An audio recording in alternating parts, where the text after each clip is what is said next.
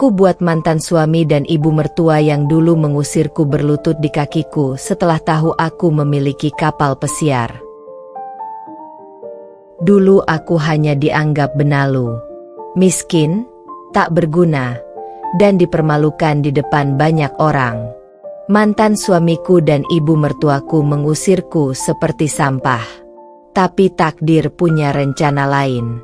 Kini aku, Nairasha Elzafira, berdiri megah di atas kapal pesiar milikku sendiri, hasil dari kerja keras, luka, dan air mata. Saat mereka datang memohon, berlutut, meminta maaf, aku hanya tersenyum. Karena wanita yang mereka rendahkan dulu, telah menjadi perempuan luar biasa yang tak bisa mereka sentuh lagi. Kisah balas dendam manis ini akan menginspirasi siapa saja yang pernah diremehkan. Saksikan bagaimana Nairasha mengubah rasa sakit menjadi kekuatan dan membungkam semua ejekan dengan kemewahan dan harga diri. Like kalau kamu percaya karma itu nyata. Komen, apa kamu pernah diremehkan dan akhirnya membuktikan dirimu? Ceritain di bawah ya. Subscribe untuk cerita inspiratif dan balas dendam paling epik lainnya. Sebelum masuk ke ceritanya, jangan lupa absen dulu Bunda. Bunda semuanya dari daerah mana saja. Dan bagi yang sudah subscriber semoga rezekinya lancar. Namaku Nairasha Elzafira.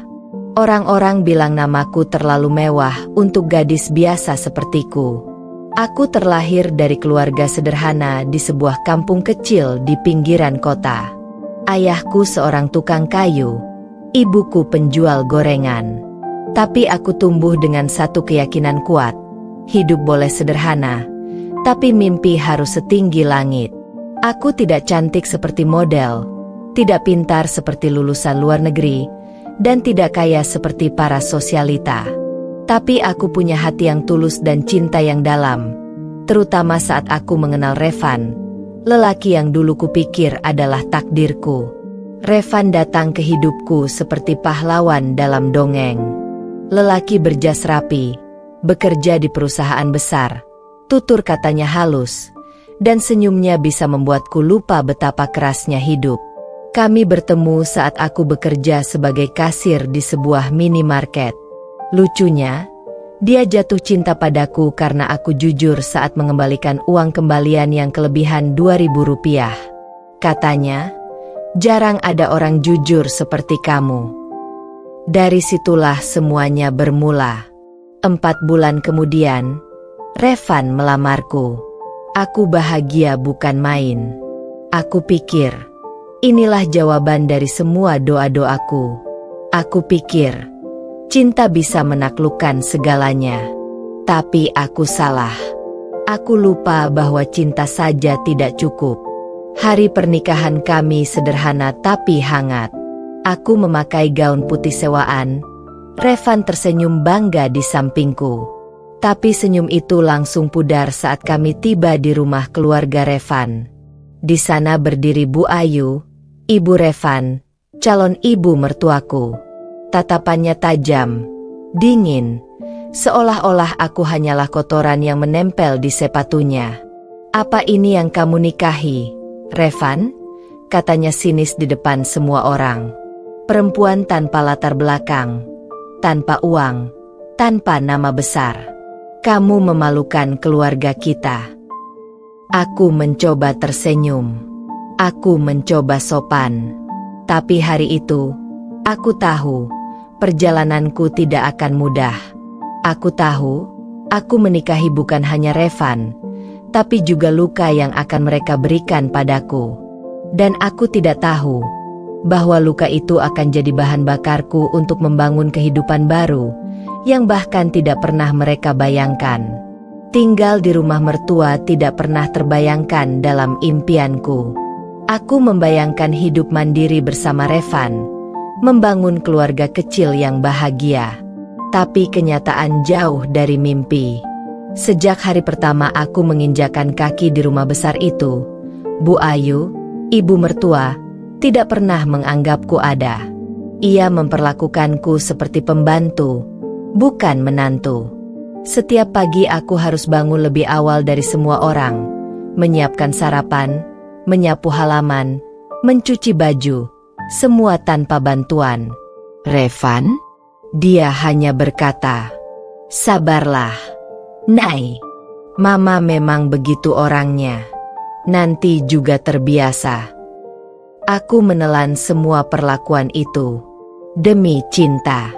Demi status sebagai istri. Demi Revan. Tapi ternyata, semakin aku berusaha membuat mereka mencintaiku, semakin rendah aku di mata mereka. Pernah suatu kali aku memasak makanan kesukaan Revan. Aku berdiri berjam-jam di dapur, berharap bisa membuatnya bahagia sepulang kerja. Tapi yang datang bukan pujian, melainkan cacian. "Siapa suruh masak ini?" bentak Bu Ayu sambil membanting piring ke meja. "Makanan kampung seperti ini bikin mual. Kau pikir selera anakku serendah itu?" Aku terdiam. Revan hanya menatapku sebentar, lalu mengalihkan pandangan seolah tak terjadi apa-apa. Setiap malam aku menangis dalam diam. Di kamar sempit yang bahkan tidak layak disebut kamar tamu. Aku bertanya dalam hati, inikah yang namanya pernikahan? Aku mulai kehilangan diriku sendiri. Semangatku hilang, senyumku pudar. Tapi entah kenapa, aku masih bertahan.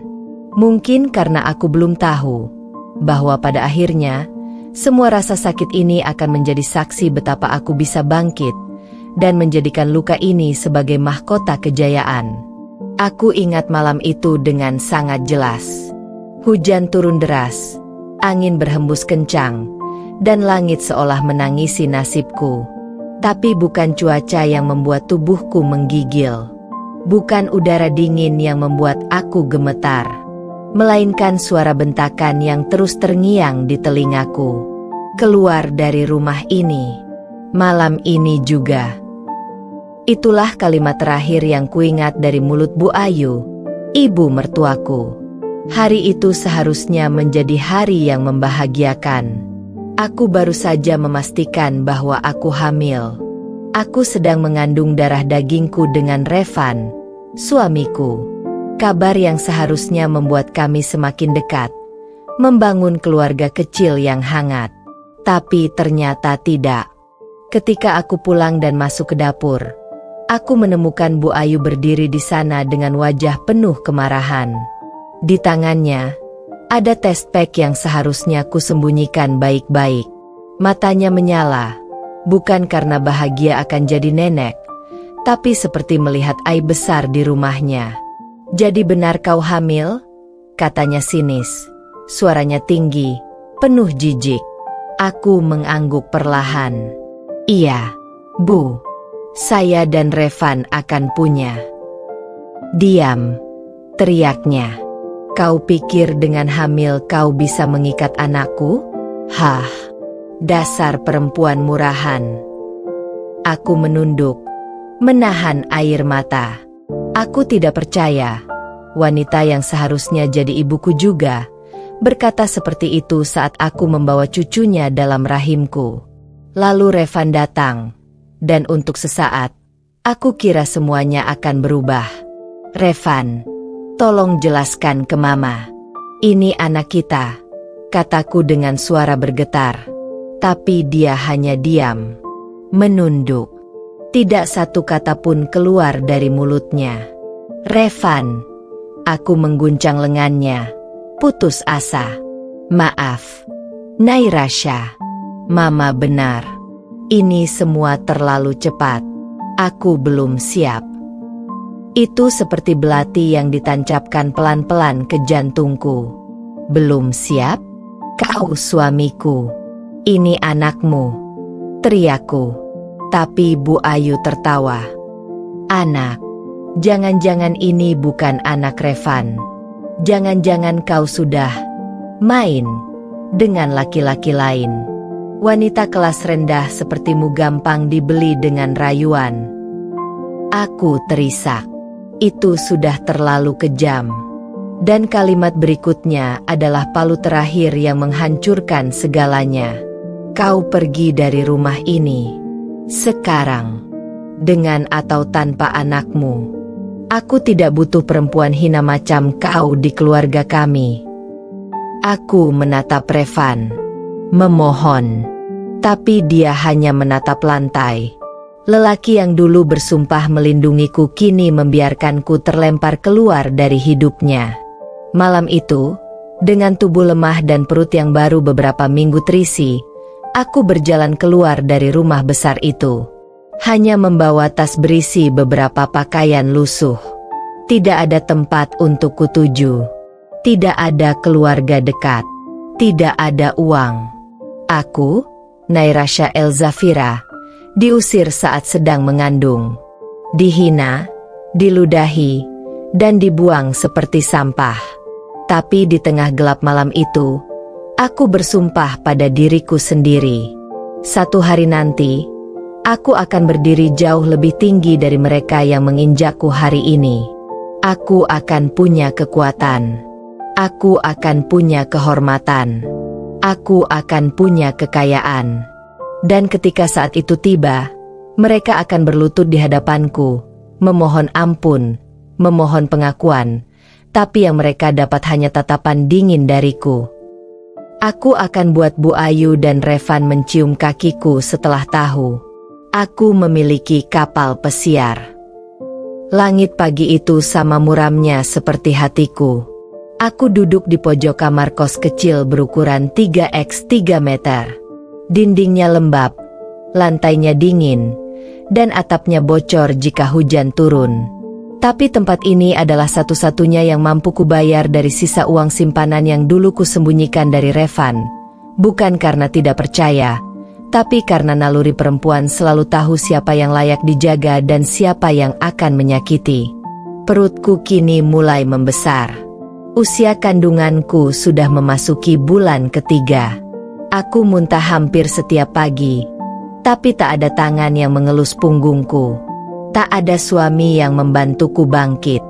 Hanya diriku sendiri, berteman cermin retak dan lantai kos yang dingin. Namun, di tengah keterpurukan, aku memutuskan satu hal. Aku tidak akan kalah. Aku tidak akan jadi cerita sedih. Aku akan menulis babak baru. Babak di mana aku bangkit, berjaya, dan membalas semua yang telah menginjakku. Awal perjuangan. Aku mulai bekerja sebagai admin freelance di warung internet dekat kos. Gajinya kecil, hanya cukup untuk makan dan bayar kos. Tapi aku tahu, langkah besar selalu dimulai dari langkah kecil. Setiap malam aku belajar bisnis online, digital marketing, investasi, dan membaca cerita orang-orang sukses. Saat kandunganku memasuki bulan ke-7, aku membuka usaha kecil-kecilan, jual parfum isi ulang.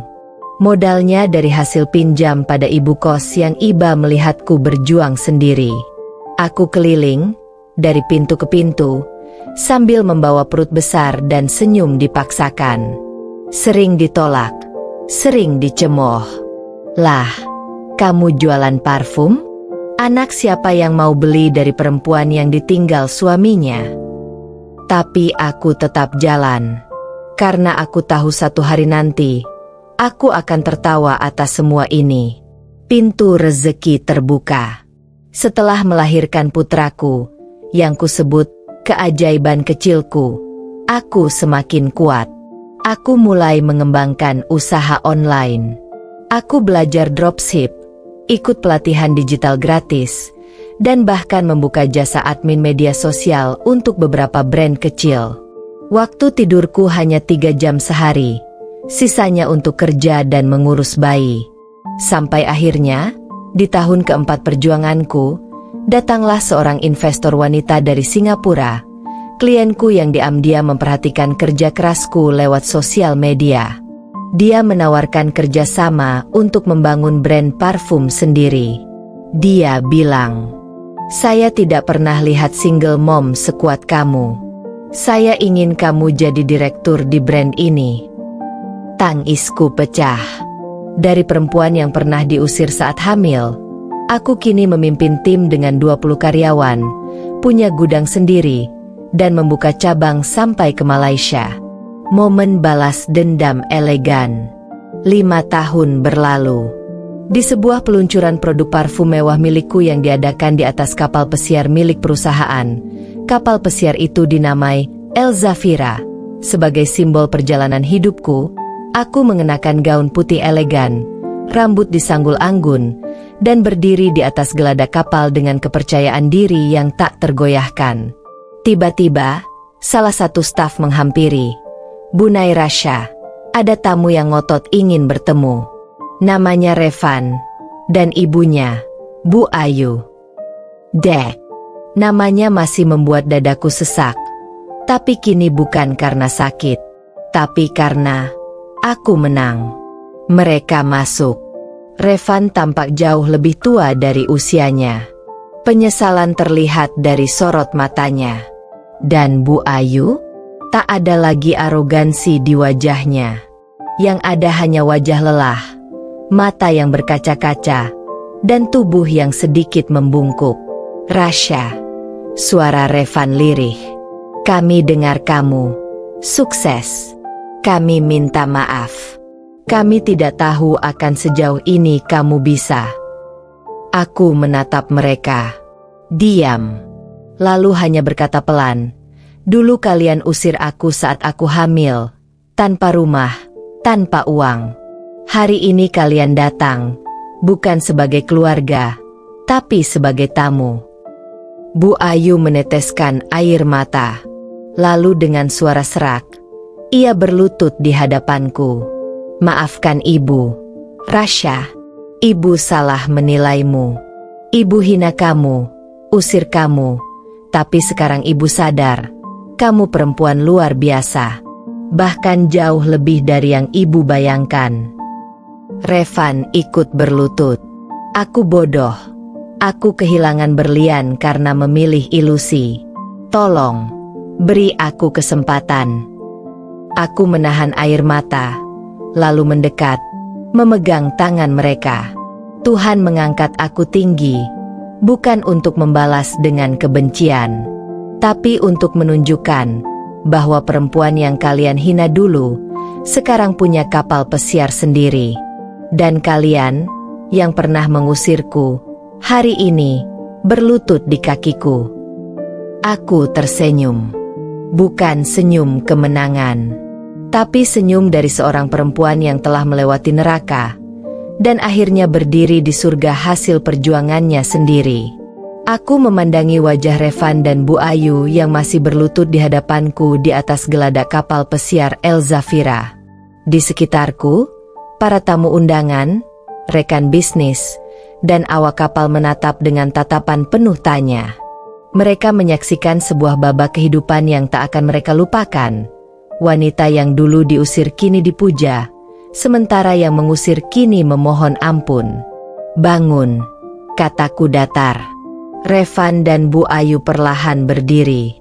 Wajah mereka penuh harap, seolah berharap aku akan merangkul mereka, atau setidaknya menunjukkan tanda bahwa luka lama telah termaafkan.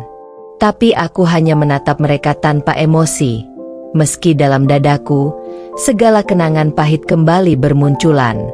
Saat diusir dari rumah saat aku hamil, saat Bu Ayu menyebutku perempuan tak berguna, saat Revan memilih meninggalkanku untuk perempuan lain tanpa sedikit pun penyesalan. "Ada yang ingin kalian bicarakan?" tanyaku sambil membetulkan letak anting di telingaku. Aku sadar aku salah, Rasha." Suara Revan terdengar serak. "Aku terlalu buta dengan ego, terlalu dikuasai nafsu. Aku kira kamu gak akan pernah bisa bertahan tanpaku, tapi aku salah besar. Kamu jauh lebih hebat dari yang pernah aku bayangkan." Aku menatap matanya.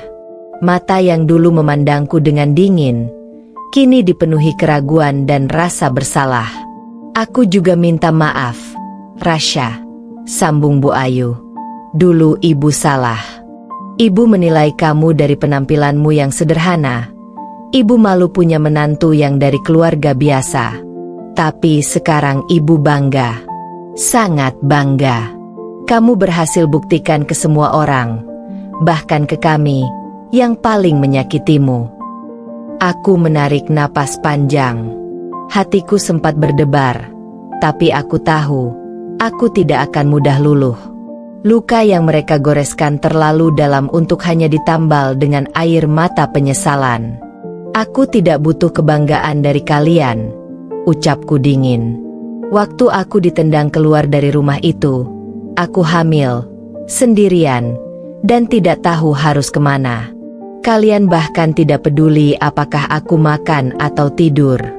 Dan sekarang setelah aku punya semuanya, kalian datang membawa kata maaf. Revan menunduk. Aku tahu maaf ini gak cukup. Tapi, bolehkah aku punya kesempatan memperbaiki semuanya? Aku ingin jadi ayah untuk anak kita. Aku ingin menebus kesalahan. Aku menatapnya tajam. Anak kita? Kamu ingat anakmu hanya setelah tahu ibunya punya kapal pesiar? Waktu dia lahir. Kamu di mana? Waktu dia demam tinggi dan aku gak punya uang buat ke dokter.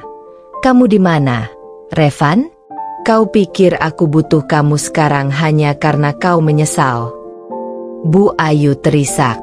Kami ingin membangun hubungan keluarga lagi. Rasha, sekarang kami sadar, hanya kamu satu-satunya yang benar-benar tulus dalam hidup Revan. Aku tersenyum sinis. Kalian tidak ingin membangun keluarga. Kalian hanya ingin ikut mencicipi kemewahan hidupku.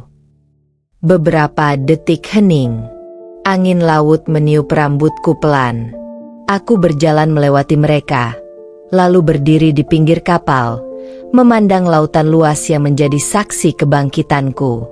Kalian tahu kenapa kapal ini dinamakan El Zafira? Tanyaku pelan, namun tajam. Karena nama itu adalah simbol kekuatan. Kekuatan seorang wanita yang kalian anggap lemah. Kekuatan seorang ibu yang bertahan sendiri. Kekuatan seorang perempuan yang dibuang tapi bangkit. Aku menoleh kembali pada mereka. Aku tidak dendam. Tapi aku tidak pernah lupa. Kalian tidak akan pernah bisa menghapus apa yang sudah kalian lakukan padaku. Kalau kalian datang untuk meminta maaf, aku terima. Tapi kalau kalian datang untuk kembali dalam hidupku, minta maaf saja tidak cukup. Revan tampak gemetar. Kamu masih punya ruang sedikit aja gak?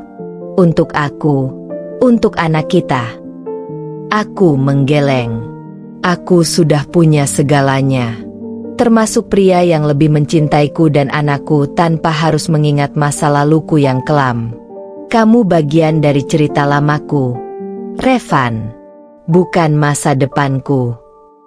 Aku melangkah pergi, meninggalkan mereka terdiam di tengah pesta peluncuran produkku yang mewah. Diiringi tepuk tangan para tamu yang menyaksikan drama tak terduga itu.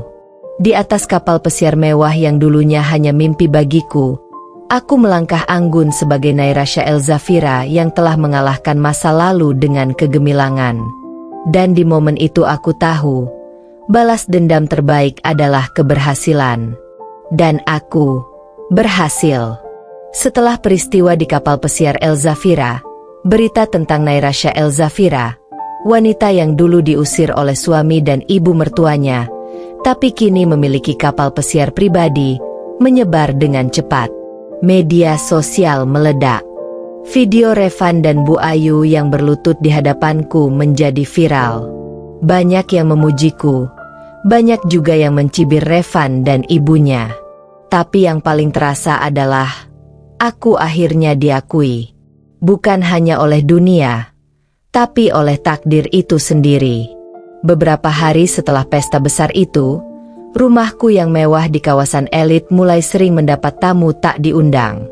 Karangan bunga berdatangan. Ada yang mengatasnamakan keluarga Revan, ada pula tetangga-tetangga lama yang dulu mencibirku dan kini berharap bisa dekat denganku. Lucu. Dulu mereka menutup pintu untukku.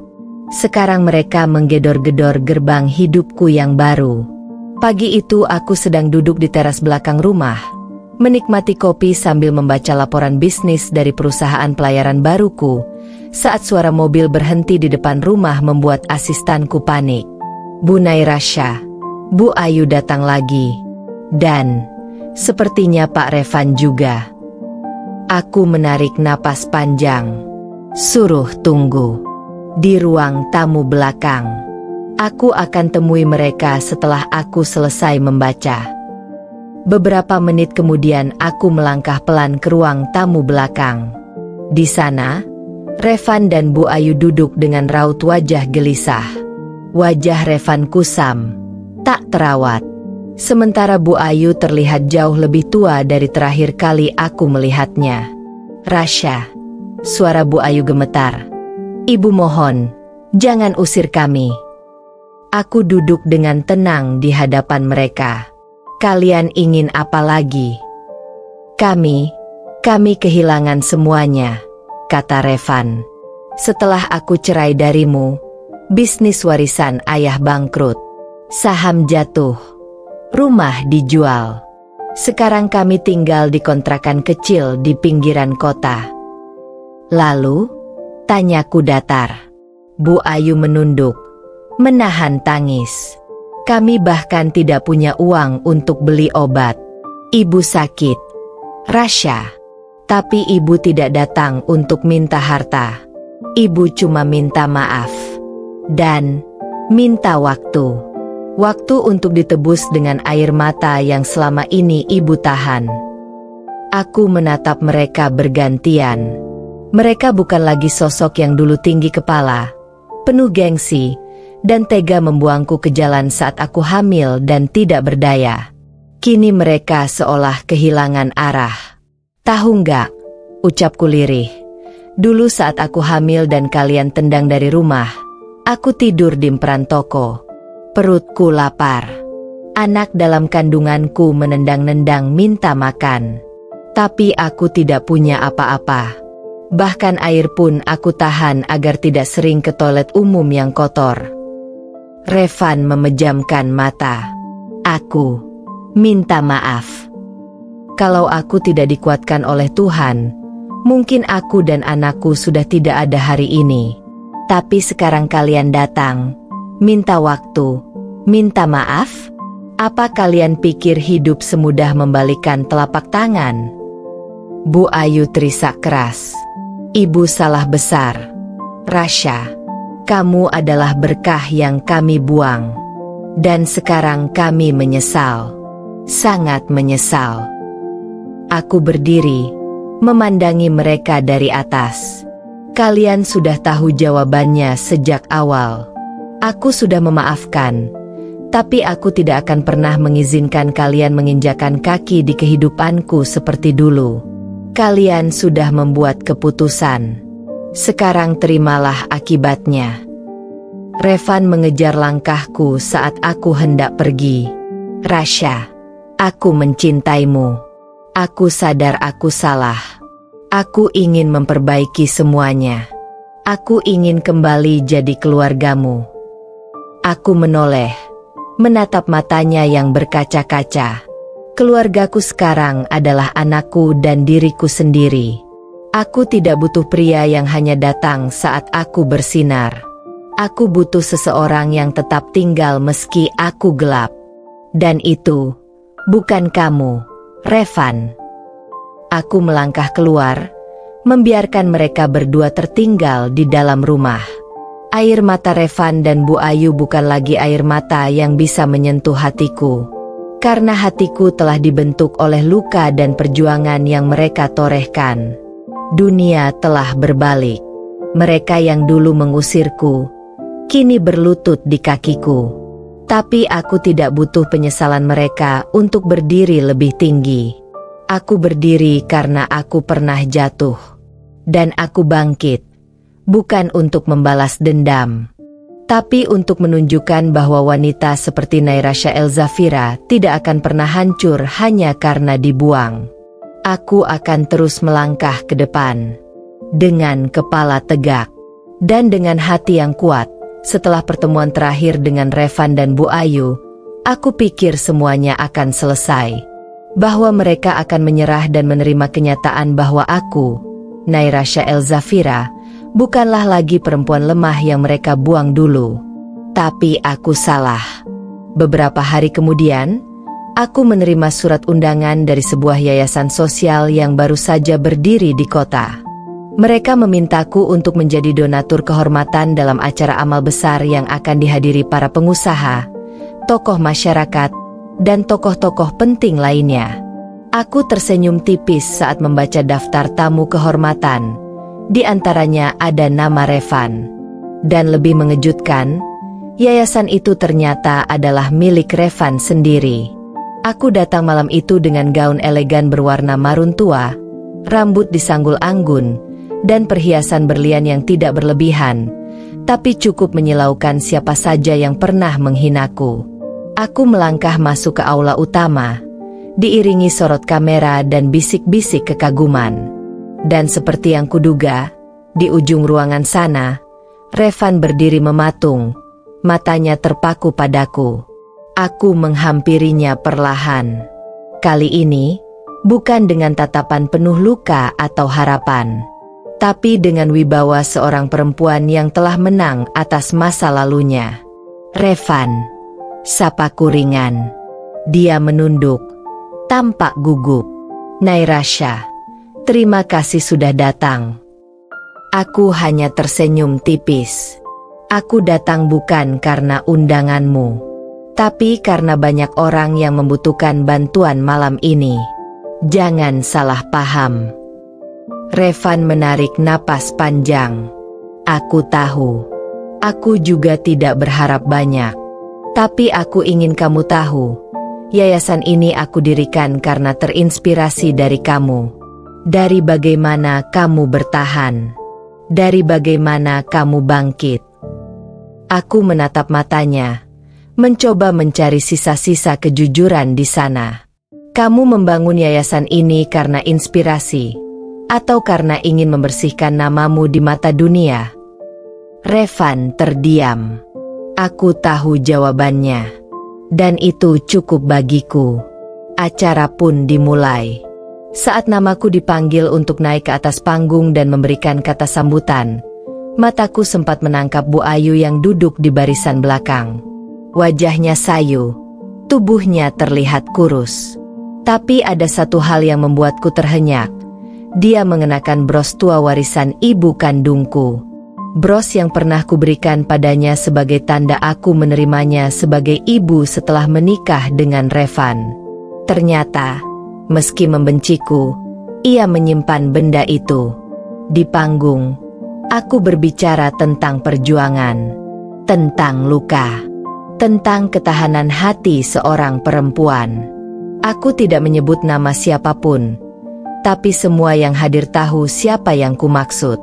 Suaraku tenang, tapi tegas. Tidak ada air mata, hanya kebanggaan yang tidak bisa dibeli. Malam itu, setelah acara selesai dan para tamu mulai meninggalkan ruangan, Bu Ayu menghampiriku. Perlahan, dengan langkah lemah tapi penuh tekad. Nairasha, suaranya lirih. Ibu mohon satu hal. Aku menoleh, menatapnya dalam. Apa itu? Izinkan ibu mencium tanganmu untuk menebus semua kesalahan kami. Dan di hadapan semua orang, Bu Ayu berlutut, menangis sambil memeluk kakiku.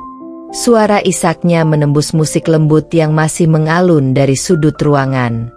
Revan mencoba menarik ibunya berdiri, tapi Bu Ayu menepisnya. Biar orang tahu, aku adalah ibu yang dulu sombong, yang menendang malaikat dari rumahku sendiri. Aku berdiri membeku. Semua kamera, semua mata, semua bisik-bisik kini tertuju pada kami. Tapi aku tidak peduli. Aku membungkuk, meraih tangan Bu Ayu, dan memeluknya pelan. Aku sudah memaafkanmu, Bu. Tapi ingat, ini bukan tentang kalian lagi. Ini tentang aku. Tentang hidup yang kuperjuangkan mati-matian sendirian. Dan aku tak akan pernah kembali ke kehidupan lama yang hanya penuh luka. Bu Ayu mengangguk, masih dengan air mata mengalir. Sementara Revan berdiri di belakang, menatap kami berdua. Matanya merah, tapi aku tahu, yang membuatnya menangis bukan karena kehilangan aku, tapi karena tahu bahwa ia tak akan pernah bisa mendapatkan aku kembali.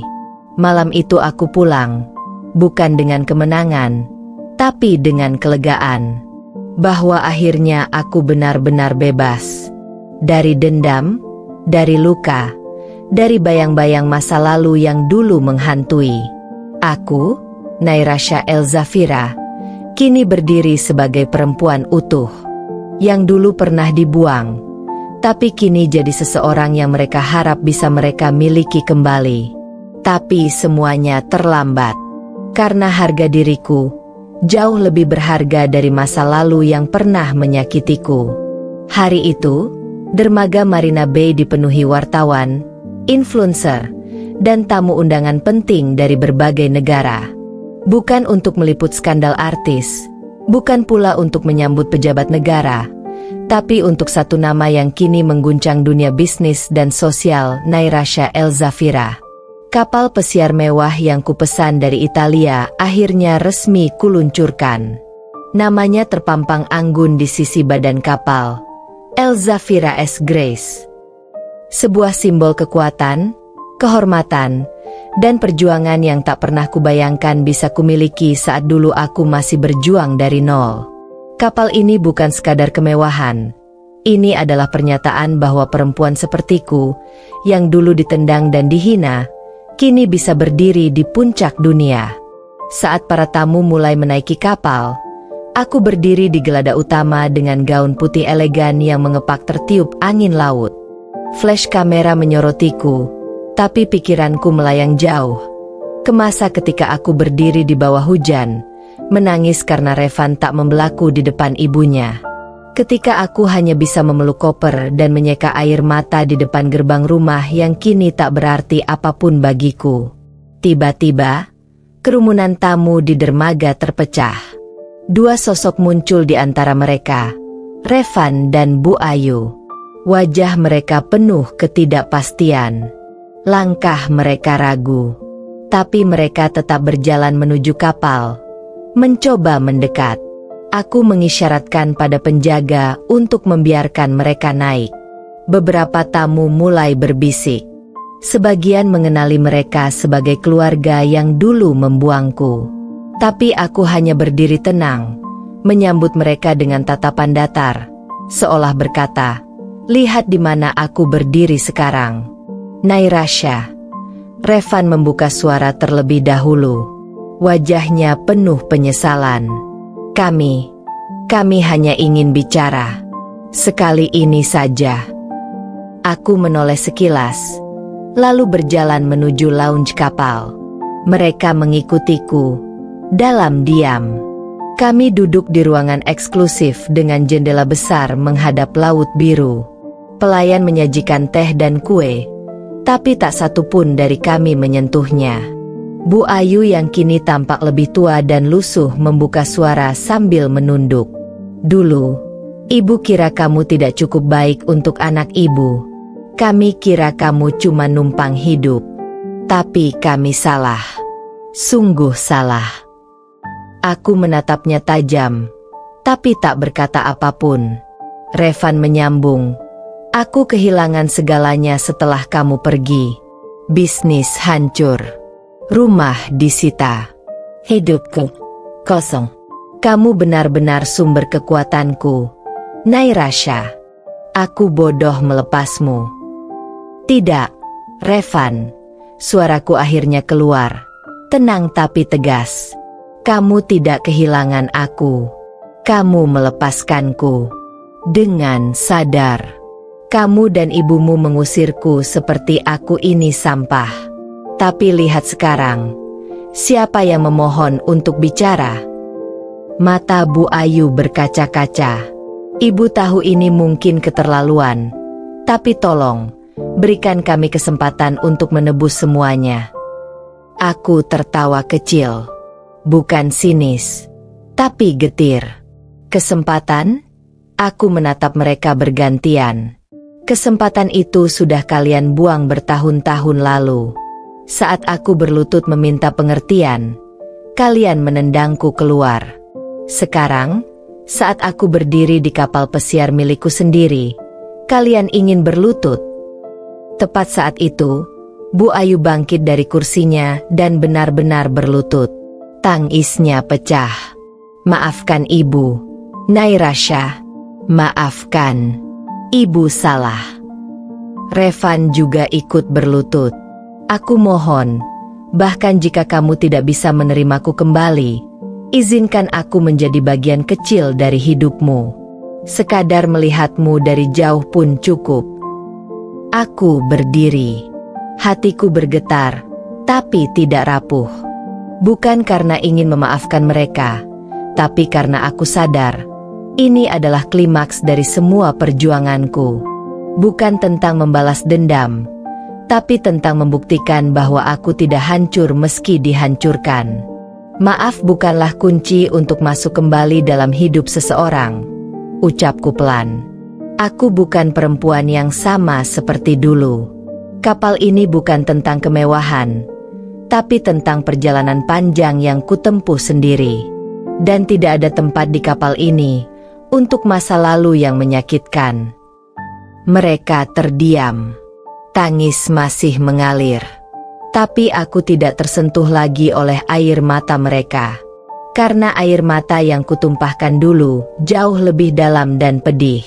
Aku berbalik, berjalan ke dek utama. Angin laut membelai wajahku, dan matahari senja mulai tenggelam di ufuk. Kru kapal memberitahu bahwa kami siap berlayar. Aku memberikan isyarat. Kapal pesiar perlahan menjauh dari dermaga. Revan dan Bu Ayu hanya bisa berdiri diam di tepi dermaga, melihat kepergianku. Dan di sanalah mereka, berlutut, menangis, kehilangan.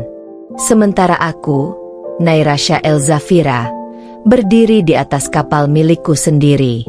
Tidak sebagai korban, tapi sebagai perempuan yang menang. Ini bukan akhir. Ini baru permulaan hidupku yang sesungguhnya. 3 bulan telah berlalu sejak hari Revan dan Bu Ayu berlutut di dermaga. Kehidupanku sebagai Nyai Rasha Elzafira, pemilik Elzafira's Grace, semakin melejit. Bukan hanya dikenal sebagai wanita inspiratif, tapi juga sebagai simbol dari kebangkitan dan pembuktian diri yang membakar semangat banyak perempuan di luar sana. Aku menghabiskan hariku berkeliling dunia. Dari Monaco ke Santorini, dari Dubai hingga ke Maldives. Hidupku penuh warna, dikelilingi orang-orang yang benar-benar mencintaiku bukan karena statusku, tapi karena siapa aku sebenarnya. Namun, dunia ternyata tidak seindah pantulan matahari di permukaan laut. Suatu hari, asisten pribadiku, Clara, masuk ke kabin utama sambil membawa sebuah undangan yang tampak elegan tapi lusuh di bagian ujungnya. "Maaf, Kak Nyai, ini undangan dari keluarga Revan. Mereka mengadakan tasyakuran kecil. Revan dan Bu Ayu sekarang tinggal di rumah kontrakan kecil di pinggir kota. Katanya, Revan baru saja sembuh dari kecelakaan motor. Dan Bu Ayu sakit keras, butuh pengobatan. Tapi katanya tidak ingin memohon, hanya ingin menyampaikan kabar."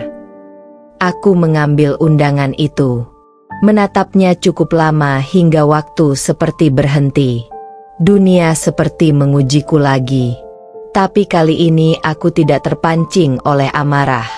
Aku tidak lagi membalas dengan luka.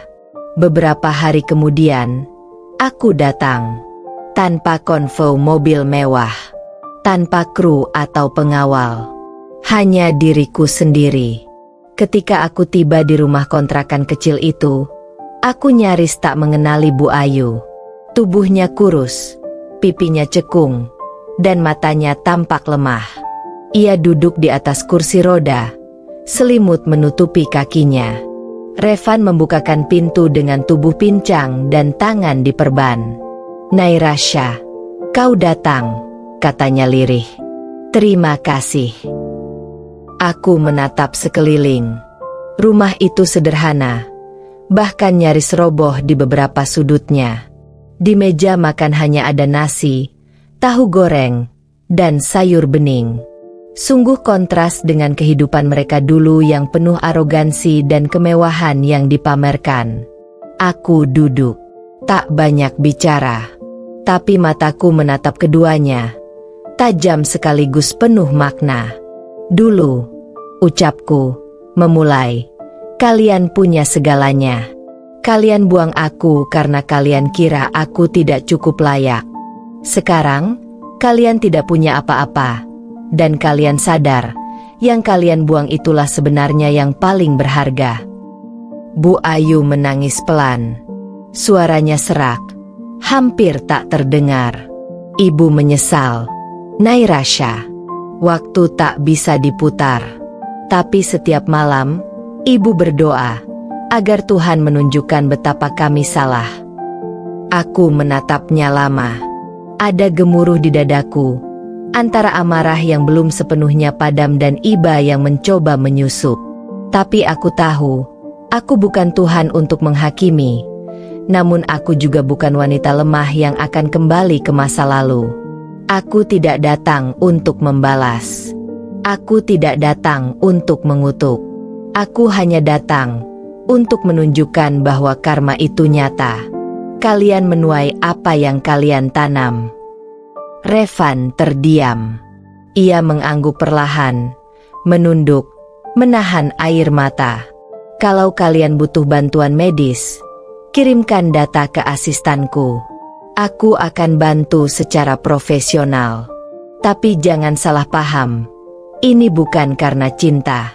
Ini karena aku memilih menjadi manusia yang lebih baik, meski kalian tidak." Aku berdiri. Langkahku mantap. Hatiku tidak lagi getir, tidak juga lemah.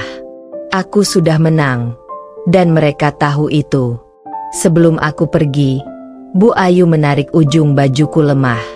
"Nairasha," ucapnya pelan, "terima kasih, bahkan setelah semua yang kami lakukan padamu, kau tetap manusia." Aku hanya tersenyum kecil. "Tapi kalian bukan bagian dari hidup baruku. Ingat itu." Dan dengan itu, aku pergi.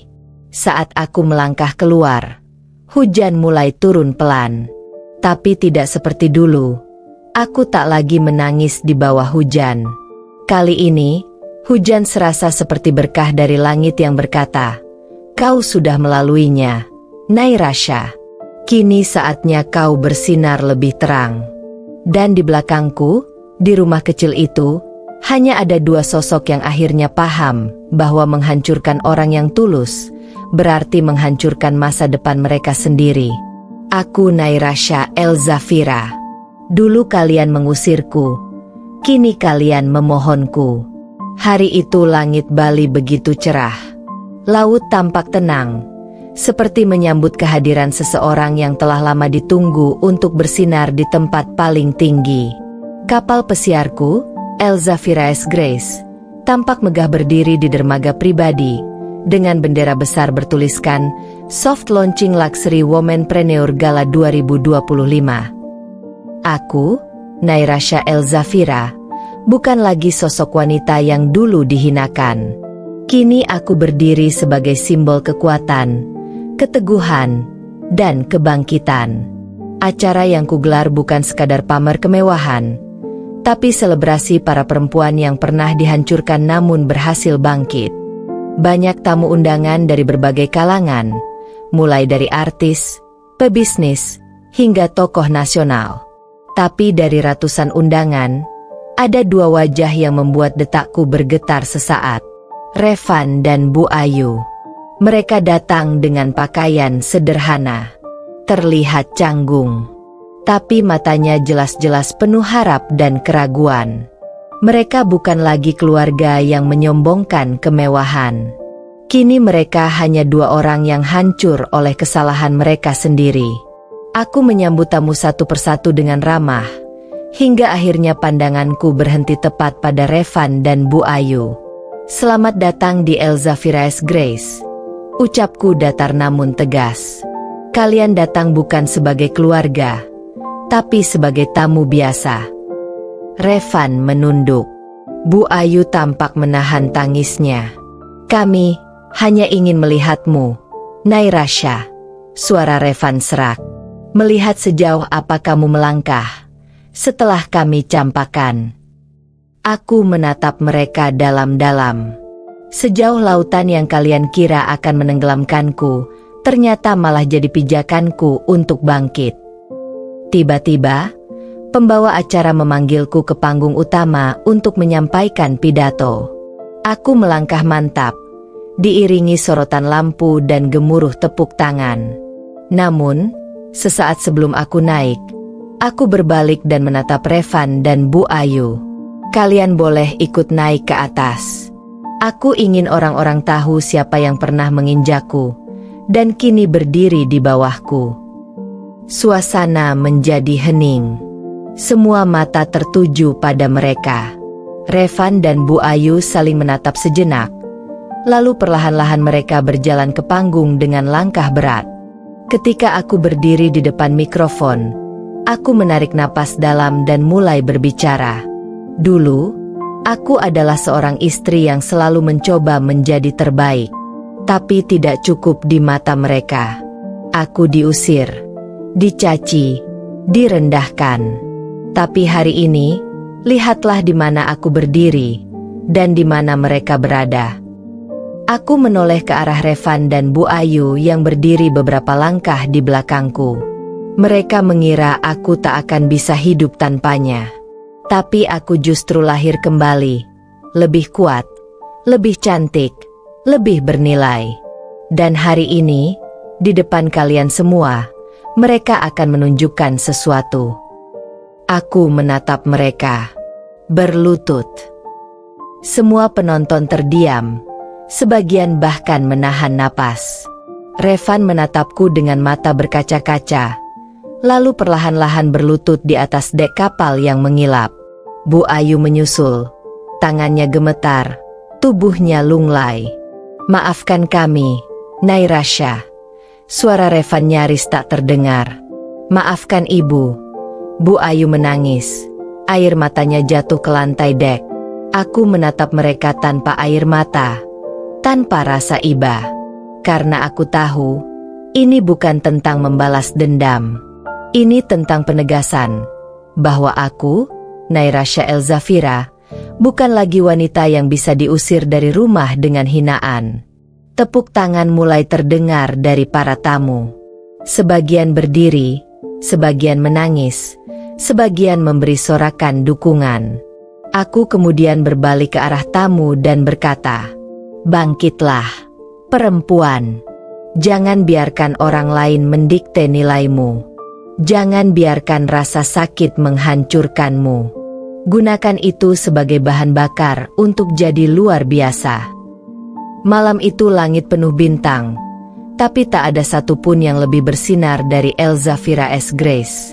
Dan di atas kapal itu, dua orang yang dulu pernah menginjakku, kini tak mampu menatap wajahku tanpa rasa malu. Aku kembali ke ruang VIP setelah acara selesai, melepaskan sepatu hak tinggi, dan menatap laut dari balik jendela kaca besar. Clara masuk membawa secangkir teh. "Kamu luar biasa, Kak Nai." Aku tersenyum. Aku hanya wanita yang dulu dibuang, dan sekarang mereka memohon untuk kembali.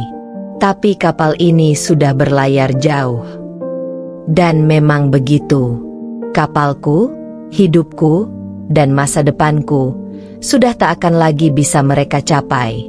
1 minggu telah berlalu sejak acara Elzavira's Grace menjadi pembicaraan hangat di media sosial dan televisi. Cuplikan video Revan dan Bu Ayu berlutut di kakiku viral. Banyak yang membelaku, banyak pula yang merasa puas melihat keadilan datang dalam bentuk yang paling elegan. Tapi bagi Revan dan Bu Ayu, Itu adalah pukulan telak yang membuka luka lama dan rasa bersalah yang selama ini mereka kubur dalam-dalam. Hari itu, hujan turun deras. Langit Jakarta seakan mencerminkan suasana hatiku, tenang di permukaan, namun bergemuruh di dalam. Aku baru saja pulang dari meeting dengan investor luar negeri, mengenakan coat hitam panjang dan sepatu berhak tajam yang menginjak lantai marmer rumahku yang kini lebih megah dari rumah yang pernah mengusirku dulu. Saat mobil berhenti tepat di depan gerbang otomatis, satpamku menghampiri dengan wajah bingung. "Bu Nairasha, sebaiknya ibu lihat sendiri siapa yang datang dari tadi siang dan belum pergi." Aku turun perlahan. Hujan masih mengguyur deras, membasahi halaman dan pepohonan yang tertata rapi. Di balik pagar hitam tinggi yang menjulang, kulihat dua sosok yang kini sangat familiar, Revan dan Bu Ayu, berdiri dengan payung kecil yang sudah rusak. Pakaian mereka basah, wajah mereka pucat, dan matanya memohon-mohon. Aku membuka payungku sendiri dan melangkah mendekat, masih dari balik pagar. Mereka terkejut melihatku datang langsung. Bu Ayu refleks menunduk, sementara Revan mencoba bicara, tapi suaranya tenggelam oleh derasnya hujan. "Apa yang kalian cari di sini?" tanyaku pelan, tapi cukup tajam untuk menusuk mereka. Kami tidak punya siapa-siapa lagi, Nairasha," kata Revan pelan. "Usaha ibu bangkrut. Rumah kami disita. Aku kehilangan pekerjaan. Semuanya hancur." Bu Ayu mulai menangis sesenggukan. "Ibu salah. Ibu terlalu percaya diri dulu. Menganggap kamu tidak pantas. Tapi ternyata, kamulah satu-satunya yang tulus." Aku menatap mereka, diam cukup lama hingga hanya suara hujan yang mengisi udara. Aku bisa saja menyuruh satpam menutup gerbang, mengusir mereka seperti mereka dulu mengusirku. Tapi aku juga tahu, hidup sudah membalas mereka jauh lebih kejam dari yang pernah kulakukan. "Sekarang kalian tahu rasanya tidak pantas, ya?" ucapku dingin. Revan menunduk lebih dalam. "Kami rela melakukan apapun, asalkan kamu izinkan kami tinggal. Di gudang pun tak apa, asal dekat denganmu." Aku menggeleng pelan. "Maaf, aku bukan lagi wanita yang sama. Hatiku tidak selemah dulu, tapi juga tidak sekejam itu. Kalian boleh berlindung dari hujan di ruang satpamku malam ini. Hanya itu." Aku memberi isyarat pada satpam untuk membukakan pintu kecil di samping gerbang. Revan dan Bu Ayu masuk, basah kuyup, wajah mereka lelah dan kosong. Mereka berjalan menuju pos satpam dengan langkah gontai, bukan lagi sebagai orang yang pernah menyombongkan kehormatan keluarga, tapi sebagai dua manusia yang kehilangan segalanya. Malamnya, aku berdiri di balkon kamarku, memandangi kota yang bersinar gemerlap di bawah. Di bawah sana, Bu Ayu mungkin sedang meringkuk di kursi plastik. Revan mungkin sedang duduk termenung, menyesali semua pilihannya. Aku tak menyesal memberi mereka tumpangan sementara. Tapi aku juga tak pernah berniat memberi mereka tempat di hatiku lagi. Karena aku, Nairasha Elzafira, sudah terlalu jauh melangkah. Dan mereka, hanya masa lalu yang tak pernah bisa mengejarku lagi. Pagi itu, mentari Jakarta begitu cerah, seolah tak tahu bahwa dua orang di bawah atap pos satpamku sedang menanggung beban kehidupan yang tak main-main. Revan dan Bu Ayu masih tertidur di bangku keras, beralaskan selimut pinjaman dari satpam yang baik hati. Semalam, mereka tidak bicara banyak, hanya diam dan saling bersandar dalam keheningan penuh penyesalan. Sementara itu, aku, Nairasha Elzafira, sudah duduk di ruang tengah rumahku yang megah, menyesap kopi hangat sambil membaca berita bisnis. Tak sedikit yang memberitakan kesuksesanku sebagai wanita muda pemilik perusahaan properti dan pemilik kapal pesiar mewah Zafira Voyage. Aku tak pernah menyangka perjalanan hidupku akan sampai di titik ini. Berbalik arah dari seorang menantu yang diusir tanpa ampun, menjadi sosok yang kini bahkan dicari untuk menjadi inspirasi. Siang harinya, Bu Ayu dengan wajah penuh keberanian memberanikan diri masuk lewat pelataran rumah. Satpamku sudah mendapat izin dariku untuk membiarkan mereka berbicara, tapi tidak lebih dari itu. "Boleh ibu bicara sebentar, Nairasha?" tanyanya dengan suara serak. Aku hanya mengangguk. Ia duduk di sofa putih di depanku, tampak canggung dan gugup. Wanita yang dulu mengusirku kini menatapku seakan aku dewi penyelamat hidupnya. Ibu tidak tahu harus mulai dari mana. Tapi semua ini, hancurnya hidup kami, kemalangan yang datang bertubi-tubi, kami sadar, mungkin ini semua adalah buah dari perlakuan kami padamu dulu. Ibu minta maaf. Sungguh-sungguh. Aku memandangi wajahnya. Kerutan di dahinya kini lebih dalam. Matanya tampak lelah. Jauh dari Bu Ayu yang dulu penuh gengsi dan ego. Saat ibu dan Revan mengusirku dari rumah, kalian tak pernah berpikir bagaimana aku akan bertahan. Tapi aku bertahan. Bu, aku membangun dari nol. Dihina, diremehkan, disia-siakan. Tapi aku tidak menyerah. Ucapku tenang, tapi tajam. Bu Ayu mengangguk lirih. Dan ibu sangat menyesal. Tak lama kemudian, Revan masuk. Dia berdiri di ambang pintu dengan wajah kusut, janggut tak terawat, dan pakaian lusuh. Tak ada lagi pria tampan dan percaya diri yang pernah mengisi hari-hariku. Dia kini hanyalah bayangan dirinya sendiri. "Nairasha," ucapnya pelan, "aku tidak minta kau mencintaiku lagi. Aku tahu aku tak pantas. Tapi aku butuh kesempatan untuk menebus semuanya. Aku siap bekerja apapun untukmu. Aku ingin menebus semua salahku, meski harus mulai dari bawah." Hatiku sedikit tergetar, tapi aku tahu aku tak bisa lemah. Bukan setelah semua penderitaan yang pernah mereka berikan padaku. "Kau tahu, Revan?" Aku berdiri dan berjalan mendekatinya. "Dulu aku memohon padamu, menangis meminta sedikit pengertian. Tapi kau malah menggandeng perempuan lain, dan ibumu mendukungmu. Kini kau datang, meminta aku menyelamatkan kalian." Dia menunduk. Bu Ayu menangis. "Aku bukan Tuhan, Revan. Aku hanya wanita yang pernah kalian buang. Tapi aku punya batas. Dan maaf, aku tak bisa menarik kalian kembali masuk ke kehidupanku yang kini telah indah tanpa luka masa lalu." Aku mengambil cek kosong, menuliskan jumlah yang cukup untuk mereka hidup sederhana dan memulai usaha kecil. Ini cukup untuk satu awal. Tapi setelah ini, jangan pernah kembali.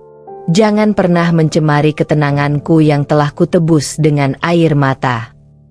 Revan gemetar saat menerima cek itu. "Kau, sungguh, luar biasa, Nairasha." Aku tersenyum tipis.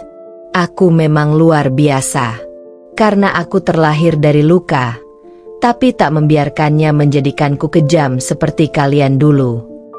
Dengan langkah tertatih, Revan dan Bu Ayu berjalan keluar. Mereka tahu ini adalah yang terakhir kalinya mereka bisa menginjakan kaki di rumah megahku. Rumah yang berdiri dari kehancuran yang mereka ciptakan. Dan aku, Nairasha Elzafira, kembali duduk di singgasanaku, menyadari satu hal, bahwa terkadang balas dendam terbaik bukanlah membalas dengan luka, tapi menunjukkan bahwa kita bisa berdiri, bahkan saat mereka berharap kita jatuh. Beberapa bulan setelah pertemuan terakhir itu, hidupku terasa lebih tenang dari sebelumnya. Tak ada lagi bayang-bayang masa lalu yang mengusikku. Revan dan Bu Ayu benar-benar menghilang dari kehidupanku, sesuai dengan permintaanku. Tidak ada telepon, tidak ada pesan, dan tidak ada usaha untuk mendekat lagi. Aku, Nairasha Elzafira, kembali fokus pada diriku sendiri, pada bisnis yang terus berkembang, dan pada kehidupan sosialku yang kini jauh lebih positif. Kapal pesiar milikku, Zafira Voyage, tak hanya menjadi simbol kekayaan, tapi juga simbol kebebasan. Setiap kali aku melangkah ke atas geladaknya, aku merasa seperti perempuan yang sudah menaklukkan badai kehidupan. Suatu hari, saat aku berada di pelabuhan, seorang pria muda menghampiriku. Ia membawa surat. Bu Nairasha, ini dititipkan untuk Anda. Dari seseorang bernama Revan. Aku menatap surat itu, sempat ragu apakah aku akan membukanya. Tapi akhirnya, aku memilih untuk membaca. Isinya tulisan tangan Revan. Sederhana, namun syarat penyesalan. Nairasha Elzafira, terima kasih karena masih punya hati memberi kami kesempatan untuk hidup kembali, walaupun kau tak memilih untuk mengizinkan kami kembali dalam hidupmu. Aku kini bekerja sebagai petugas kebersihan di pelabuhan kecil di luar kota. Ibu membuka warung kecil dari uang yang kau berikan. Kami tak lagi hidup dengan kemewahan, tapi kami belajar mensyukuri hal-hal kecil. Kami belajar tentang arti kehilangan dan betapa berharganya dirimu saat kami menyia-nyiakanmu. Kami tak minta kembali. Kami hanya ingin kau tahu bahwa hari ini kami hidup dengan penuh penyesalan, namun juga dengan rasa hormat dan kagum atas dirimu. Semoga hidupmu selalu indah. Kau layak bahagia selamanya. Aku menutup surat itu, meletakkannya pelan di meja kaca kabin kapal pesiar. Bukannya menangis, aku justru tersenyum. Bukan karena aku masih mencintainya, bukan karena aku masih menyimpan luka, tapi karena untuk pertama kalinya, Revan dan Bu Ayu menyadari arti dari apa yang telah mereka hancurkan. Dan bagi seorang perempuan yang dulu diperlakukan tak lebih dari debu di bawah kaki mereka, pengakuan itu adalah kemenangan. Hari itu, aku mengadakan pesta kecil di atas kapal. Undanganku tersebar hanya untuk orang-orang yang benar-benar mendukungku selama ini, teman-teman sejati, karyawan yang loyal, dan beberapa rekan bisnis. Di atas geladak, di bawah gemerlap lampu malam dan kilau laut yang tenang, aku berdiri sambil mengangkat gelas. Untuk semua perempuan yang pernah direndahkan, disakiti, dan dibuang. Jadikan luka sebagai bahan bakar untuk menjadi luar biasa. Jangan pernah biarkan siapapun membuatmu merasa kecil. Karena kitalah ratu dari hidup kita sendiri. Sorak-sorai bergema, senyum-senyum hangat menyambut ucapan itu. Dan aku tahu, hidupku telah sampai di fase terbaiknya. Tanpa Revan, tanpa Bu Ayu, tanpa masa lalu yang membelenggu. Hanya ada aku, Nairasha Elzafira, wanita yang pernah diusir, diremehkan, dihancurkan, lalu bangkit, menaklukkan dunia, dan membuat mereka yang dulu menginjak, kini berlutut di hadapannya. Tama.